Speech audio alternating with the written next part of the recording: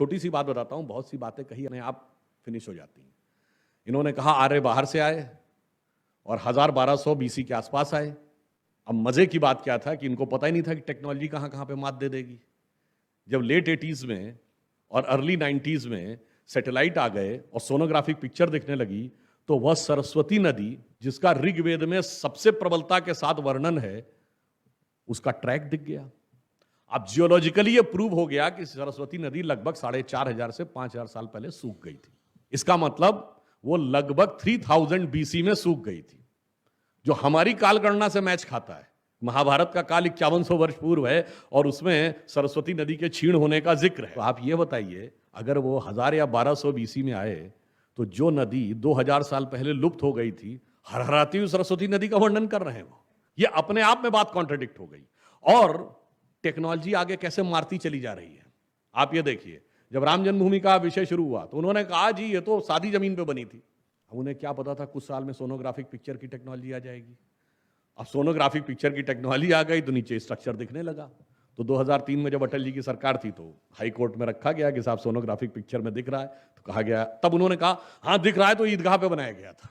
फिर उसके बाद जब खुदाई हुई और उसमें खंभे निकलने लगे तो उन्होंने कहा नहीं नहीं ये तो जी जैन मंदिर था। फिर जब उसके अंदर विष्णु वाराह सब कुछ निकलने लगा, तो इवन जब इलाहाबाद हाई कोर्ट की लखनऊ बेंच में इसकी सुनवाई चल रही थी तो उन्होंने कहा कि भाई आपका स्टैंड क्या है, आपका स्टैंड लगातार क्यों बदल रहा है कि पहले प्लेन जमीन पे था, फिर स्ट्रक्चर दिखा तो ईदगाह था, जब उसमें कुछ भी ईद जैसा नहीं दिखा, मतलब मुस्लिम स्ट्रक्चर नहीं दिखा तो वो जैन मंदिर था। आप बार बार स्टैंड क्यों चेंज कर रहे हैं। और आप ये समझिए कि जिन इतिहासकारों को सबसे बड़ा इतिहास का विशेषज्ञ माना गया, देखिए यहां तो आपका सिस्टम पे कब्जा था, प्रसार माध्यमों पर जो चाहिए वो कहलवा लीजिए। पर जब आप कोर्ट में जाते हैं तो कोर्ट ने ये कहा दोनों पक्षों से कि आप अपने अपने पक्ष के इतिहासकार भी ला सकते हैं। तो राम जन्मभूमि के पक्ष से जो इतिहासकार लोग गए वो थे, उसमें देवेंद्र स्वरूप जी थे, बहुत से लोग पुराने जानते होंगे, डॉक्टर हर्ष नारायण थे, ग्रोवर साहब थे, एसपी गुप्ता थे। इसमें दो लोगों से तो मैं खुद मिला हूं बचपन में। उधर से कौन थे, इसमें दिमाग लगाने की जरूरत नहीं है, वही डीएन झा, आर.एस. शर्मा, रोमिला थापर, सूरज भान वगैरह वगैरह।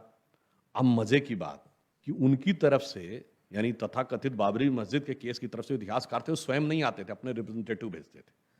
तो कोर्ट ने कहा कि ठीक है, आप पहले ये बताइए कि इस विषय पर आपकी जानकारी क्या है, आप इतिहासिक विशेषज्ञ के रूप में आए हैं तो आपका एंशिएंट इंडिया विषय है क्या। उन्होंने कहा जी एंशिएंट इंडिया विषय नहीं है। चलिए, तब उससे कहा गया कि भाई हिस्ट्री में दो विषय होते हैं ना, आर्कियोलॉजी और कल्चर, यानी साहित्य का अध्ययन करें या जो खुदाई का विषय है।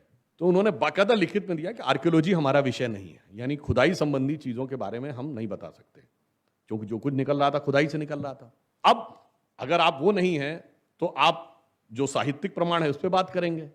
अब जितने भी शिलालेख निकल रहे थे या जो लिटरेरी एविडेंस अवेलेबल थे वो दो ही भाषाओं में अवेलेबल थे, संस्कृत और फारसी। उनसे पूछा गया कि आपने, तो उन्होंने बाकायदा लिख के दिया कि हमें फारसी तो नहीं आती, संस्कृत भी नहीं आती।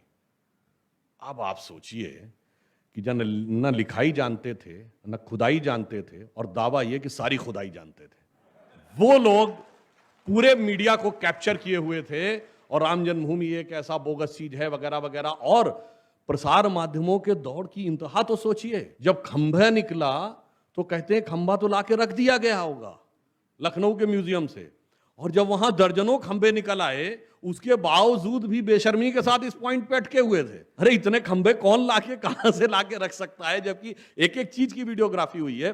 यह सिर्फ इसलिए बताया, आज हमारे पास एक अवसर है कि प्रसार माध्यमों ने जो वातावरण बनाया है वो टेक्नोलॉजी से मात खा रहे हैं। आज जिसको भी आप कुछ भी कह लीजिए, व्हाट्सएप यूनिवर्सिटी, मैं नहीं कहता व्हाट्सएप पे हर चीज सही है, मगर आज हर आदमी के हाथ में वो चीज आ गई है कि अगर वो चाहे तो वो वेरीफाई तुरंत कर सकता है, और उसमें से 75% चीजें लॉजिक के द्वारा क्रॉस चेक करके वेरीफाई की जा सकती हैं। अब यहीं पर तो उनका सारा मामला फंस गया। और ये जो प्रभाव था वो सिर्फ प्रिंट मीडिया और इलेक्ट्रॉनिक मीडिया पे नहीं था। और आप देखिए उसमें कैसे वो अपने प्रभाव बना के रखते हैं। मैं एक उदाहरण बताना चाहता हूं। अभी 2 साल पहले की बात है कि एक अमेरिकी पत्रकार आए, वहाँ के एस्टेब्लिशमेंट का नाम नहीं लूंगा, वो बाई चांस आए थे कि किसी आरएसएस के बारे में बात करने, और वो टकरा गए हमसे, तो थोड़ा सा हमसे प्रभावित हो गए। तो उन्होंने कहा इफ यू डोंट माइंड, क्या आप हमारे साथ बैठ के थोड़ा सा बता सकते हैं। तो मैंने उनको संघ के बारे में बताया। मैंने कहा जी वनवासी क्षेत्रों में सबसे बड़ा काम करने वाला संगठन वनवासी कल्याण आश्रम संघ का है। सबसे ज़्यादा विद्यालय चलते हैं विद्या भारती, किसी दुनिया में संस्थान के नहीं है, वो मैंने बताया। मैंने सेवा भारती के बारे में बताया। मैंने कहा सबसे बड़ा विद्यार्थियों का संगठन ABVP है। फिर चाहे विश्व हिंदू परिषद सबसे बड़ा धार्मिक संगठन है। हमने कहा जो राजनीति रूप में आप भाजपा कहते हो, सब कुछ मैंने बहुत बताया, तो वो इम्प्रेस्ड हुआ। अब देखिए क्या होता है। वहां से फोन भी आया मेरे पास क्रॉस चेक करने के लिए कि आपने ये बोला है। मैंने कहा हाँ जी बोला। जो मैंने बोला वो तो उसने लिखा। फिर इंटरप्रिटेशन क्या किया कि it seems that RSS has become a state with in state in India. अब बताइए सारे सेवा कार्य को कैसे नकारात्मक रूप से उसने चित्रित कर दिया। यह है प्रसार माध्यमों पर कब्जा होने का प्रभाव। और वो सिर्फ कब्जा इतना ही नहीं था। अगर आप देखें, मैं उदाहरण देना चाहता हूं, 1998 की एक घटना थी, आपको याद हो, डांग में, गुजरात में इतना हल्ला मचाया गया कि मिशनरी के स्कूलों पे हमला हो गया। जबकि वो घटना नवंबर 1998 की है, इसलिए मैं डेट के साथ बता रहा हूं। Not even a single died, not even a single hospitalised, and not even a single पक्का स्ट्रक्चर डैमेज्ड। कुछ टीन शेड डैमेज हुए थे। मगर इसके बावजूद इतना हो हल्ला हुआ कि क्रिश्चियन मिशनरीज पर अटैक, क्रिश्चियन मिशनरीज पर अटैक, कि पोप का बयान आ गया। मगर उसी नवंबर 1998 में मलेशिया में 1 दर्जन चर्च आग लगा के जला दिए गए। पोप का बयान नहीं आया।